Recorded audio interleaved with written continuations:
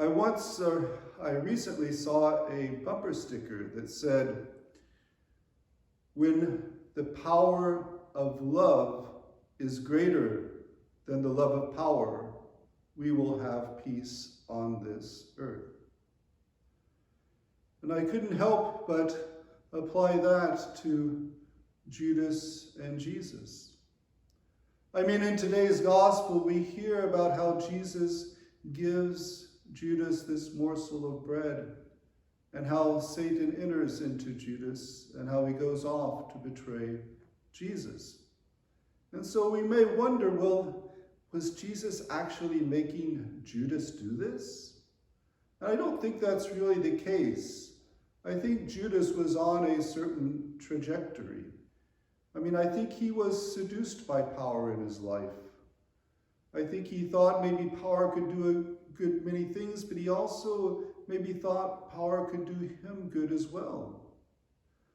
I mean, when we think about Jesus recruiting the other apostles, I mean, 4 of them at least were fishermen. I mean, they were fishermen doing their job, getting by day. Maybe they tried to do their job well and wanted to make their business to be a success, but they weren't really out to change the world, so to speak. So Jesus recruited his chief apostles. He recruited James and John and Peter and Andrew, and they were fishermen.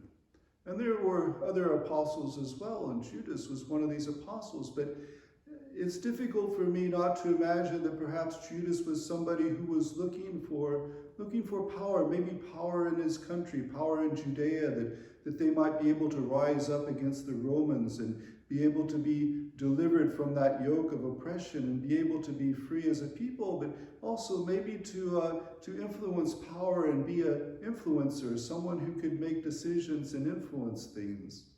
And so Judas, he became one of the apostles, and he was also he was in charge of the money, and maybe that didn't help him so much, having that access to that money, and maybe it also corrupted him and made him worse.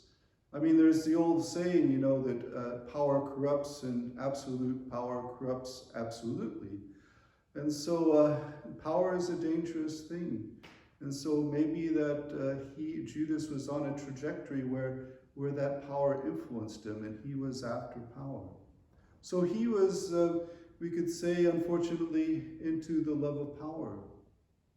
But Jesus, we see, is into the power of love.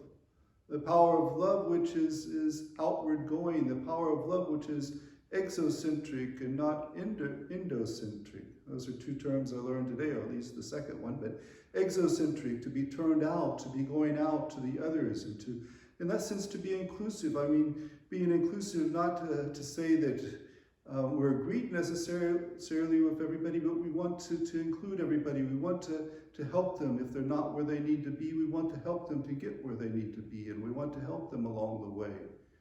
Where Judas is endocentric, this love of power draws him into himself. And I think if you notice, the people that are in power are endocentric, and they basically just use other people. They're exclusive. They just want to use and abuse and get what they need out of people, and then let them fall to the side. And when they're no longer useful to them, they're disposed of. They're eliminated, and they just think about themselves. And you can see where that ends up for Judas.